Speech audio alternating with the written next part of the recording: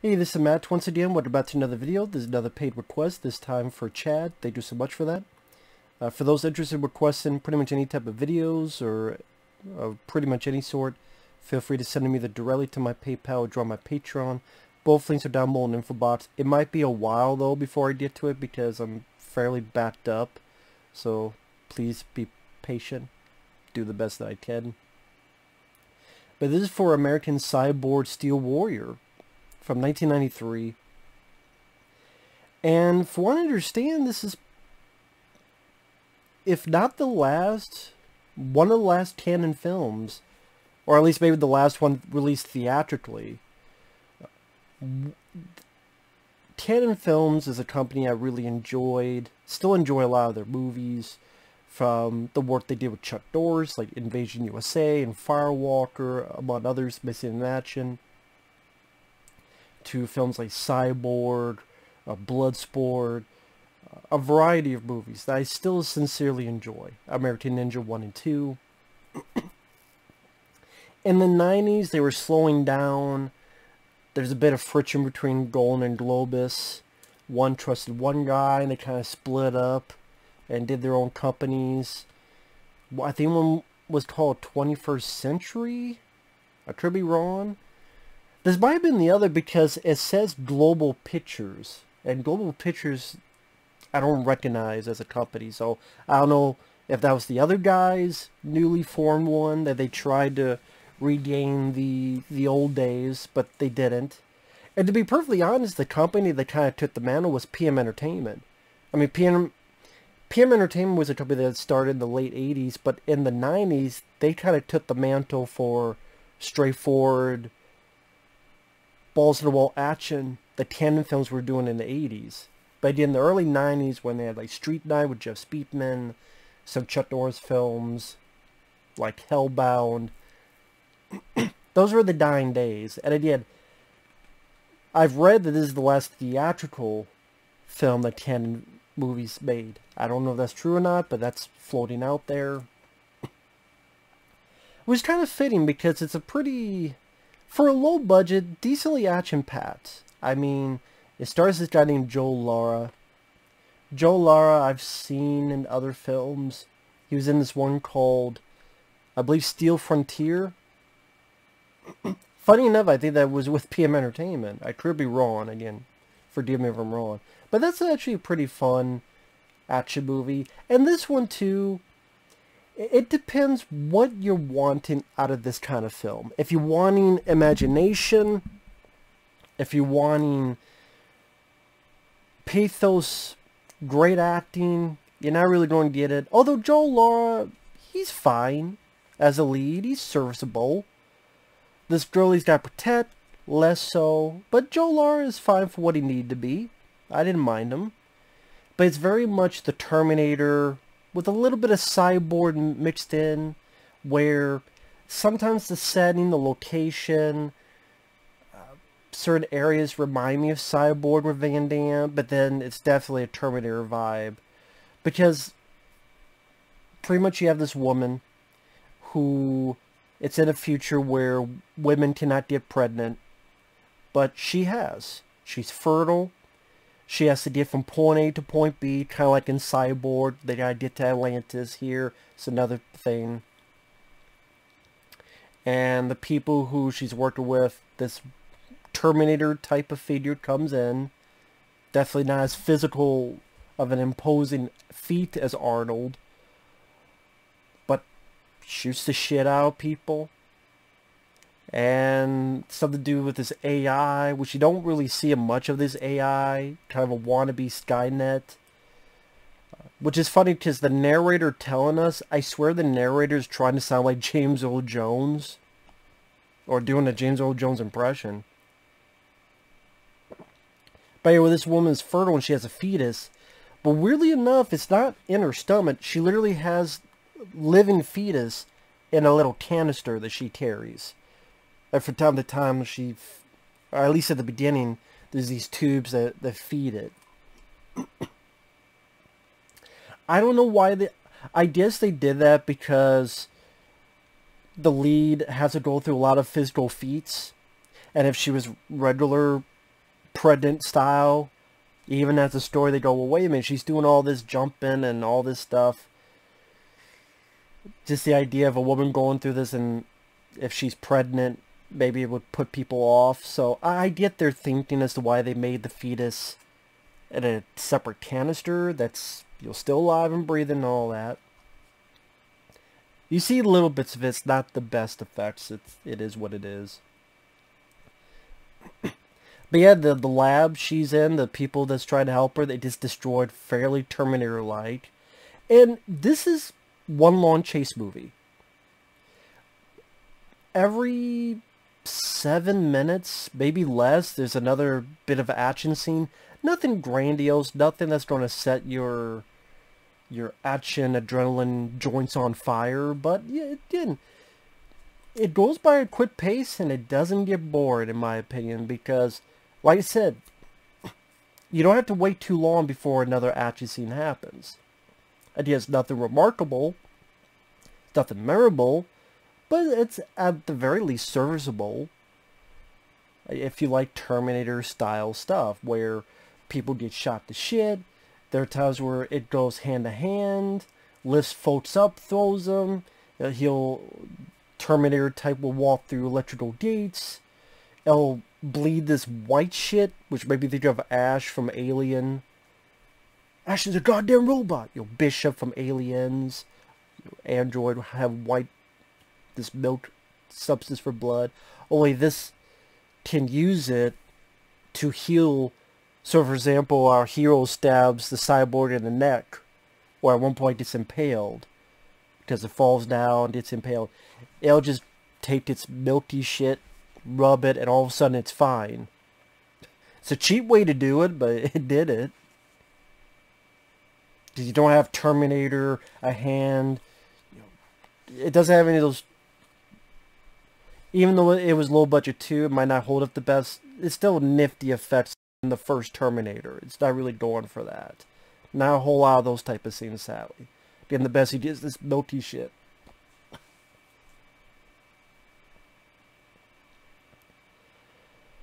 But she escapes, and one thing leads to another. She finds this guy who helps her out. Actually, first time we see him, he helps her from this gang of transvestites. It's people with makeup, lipstick, and red panties. Or granny panties, whatever the fuck they are. And he beats the shit out of a bunch of transvestites. I mean, that's the kind of weirdness sometimes you get in these kind of movies.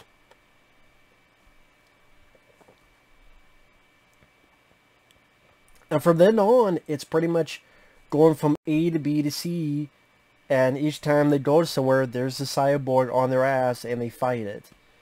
Most of the time, Joe Lara gets beaten up, but he gets to do a couple things, like stab it in the neck, or she gets a gun, shoots it, flies back, things of that nature. There's like an area where he's doing a trade with this person he knows from his past. There's a point where it's in a sewer. There's a point where it's in a... looks like a building's... one of the abandoned buildings in Van Damme's Cyborg.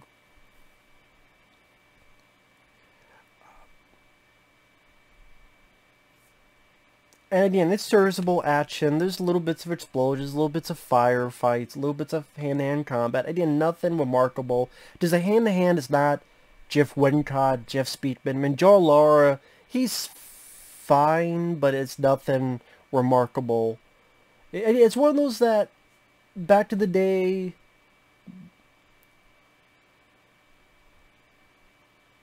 the fact that it says it's got a theatrical, it must not have been in many theaters. Because this doesn't stream a theatrical release. It does stream a direct-to-video release. As a direct-to-video film, yeah, again, it's a rainy night, you pop it in, 90-some minutes long. Again, I've seen much worse. It was at least had a smart idea by the director Boaz Davidson, who actually has directed a couple stuff. Not too many. He directed a film called The Last American Virgin.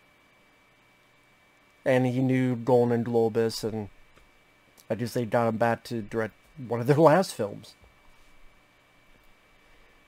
But I would say this, if you like Terminator-style movies, and you're okay with a low-budget affair, It's at least better than that one I saw. It wasn't Terminator-like, but it was a sci-fi. C. Thomas Howell and Roddy Piper were in it. I already forgot what it was called. At least this isn't boring. I thank the movie at least for that. That might be low standards, but if you don't be entertaining, and it is. It does have a twist, which at first I have seen this before, and when I first saw the twist, I went, what the fuck? It doesn't bother me as much, but it does create other questions. But it doesn't bother me as much. I don't think it's a twist you needed. But, yeah, I remember when I first saw it, I went, what the fuck is up with this twist? But, yeah, watch it again, I'm like, it's... I'd give the twist away. 3, 2, 1 for those. I did. Before I say it, if you like films like Van Damme's Cyborg or The Terminator, your low-budget 90s action films that have a quick pace, have a pretty decent amount of action, and again, the settings are not going to... If you've seen low-budget post-apocalyptic movies where there's a lot of shacks and abandoned buildings and sewers and yet locations that you don't need a whole lot of money for, a lead hero that is okay. I've seen much worse. Much worse. I don't mind it. Then the lady, her acting's not the best. Lara gets moments to shine. Like there's not only with beating up the gang of transvestites, but there's another that's a cult. Some of them burned up and they captured the lady. And Lara goes in to kick some ass. Some decent fighting. Breaking arms, kicking people in the face, and they spit up blood. Kill someone with the sword. You'll find this cult. Like these little tangents along the way. It does kind of remind me a little bit. I was going to say beat 'em up video game. But Lara doesn't beat up as many people. Those are pretty... Other than the fights with the cyborg. I just think of those video games where you fight a couple bad guys, and then you get that one bad guy that keeps coming back. It keeps coming back. You kill him again, and again, and again. Until finally you get to the end. So the twist is... Lara is fighting the cyborg, and then... I could imagine... people who first saw this... be like, oh shit, I didn't see that coming. I guess I could give credit to that. Because I don't think it's a twist people will see coming. And it's a guy, the cyborg's grabbing on his arm, they're by an elevator, and the arm gets torn off. Like, holy shit, the hero just got his arm torn off. But then he looks down, there's a bunch of wires. And he did not realize he was a cyborg. And he's like, I was lied to. Now, that creates a lot of questions as to, well, how did this come to be? Okay, so you were a cyborg? What's your history? Obviously, he doesn't remember. That seems like a story that could perhaps be a bit more interesting. Wait a minute. Did you have an accident and your memory was fried? How do you not know you're a cyborg? What led up to that? And if you are a cyborg, why are you so weak against this other cyborg? Like this other cyborg is picking people up and throwing them. You obviously have the inner workings of a cyborg. Why are you so weak?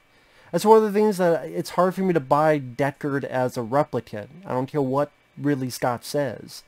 Because I'm like, well, wait a minute. If he's a replicant, why is he so fucking weak compared to all the other replicants? He's supposed to be a Blade Runner, so you would think, even if you don't want him to know he's a replicant, you make him a little bit tougher. Not right, if you make him so tough, he would realize it as well, but I mean, that's why Blade Runner 2049 made more sense. The guy knows,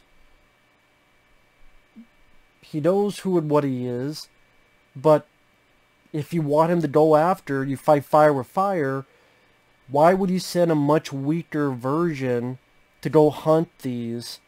Yeah, we know he's weak as hell, but Maybe he'll get lucky. That doesn't make sense.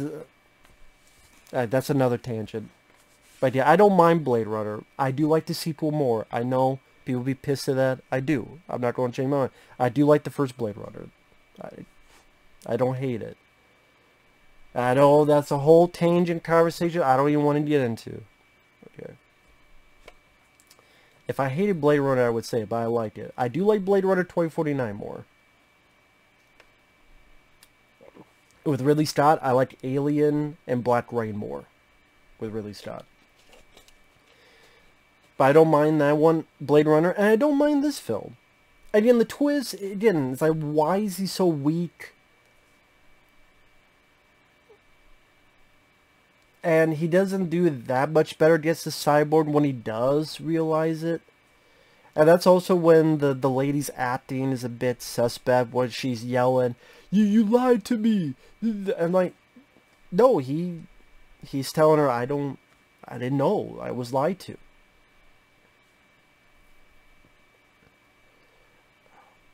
And then she leaves. She's getting near her destination. It's by the ocean, by the water. I found it funny that the Cyborg at one point throws a fucking hubcap to knock down the lady. That's look like something out of a comedy. Like, it's supposed to be a sci-fi action. Don't have your bad guy knock someone down by throwing a fucking hubcap, unless there's a decapitation involved.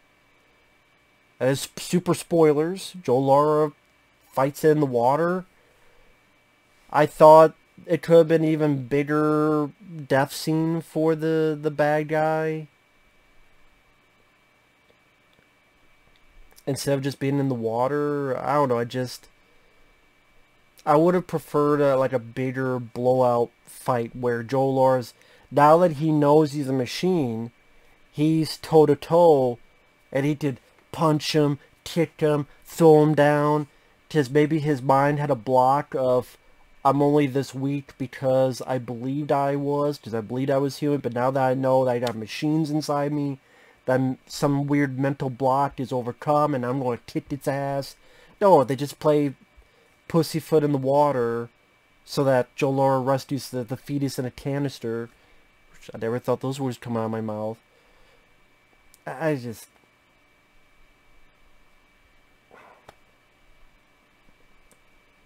But anyway, the villain dies. I'm trying to remember how he died. It was... I think... I forgot how the villain dies. Wow. I think some kind of thing put into his mouth and he melted or something. Was it? Shit. I can't believe I don't remember how the fuck the bad guy dies. I mean, it should have been like beating the shit out of him, tearing apart, or find a way, just blow him up, bead, explosion. I thought there could have been more to it considering all the chasing involved. So, again, I do have issues with it, but, again, it has enough weirdness to it. Like I said, yeah, a cult where people have their faces burnt up, a transvestite gang, a woman tearing out a fetus in a canister, a cyborg that likes to fix himself with his own milk, and a guy that doesn't realize he's a cyborg until later. So I guess there's enough quirks in it to make it a little bit unique. And like I said, at least the pacing, every 5-7 minutes seems like there's an action scene. And a couple decent stunt work, alright fights, gunplay, not a lot of crappy CGI to take you out of it. I don't really remember any CG in it. So all done for on camera. And I guess, in a way, kind of what you wanted at the video store.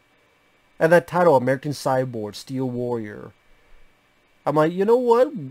One of those could have worked. I don't think you needed both. If it was called American Cyborg, that'd be fine. Steel Warrior, that would actually make more sense. And then people are like, what does that title mean? Oh, now I understand. When you find out he's a machine... He's a warrior. He's made of steel. Steel warrior. Okay. Spoiler word. But I don't know. American Cyborg Steel Warrior. I guess they felt it's like two movie titles, but just put them together. I think one would have sufficed. And then it seemed like they wanted to do a sequel. Because she gets away and he walks off. I'm going to stay here and fight the fight. American Cyborg Steel Warrior. I don't want to think of a sequel.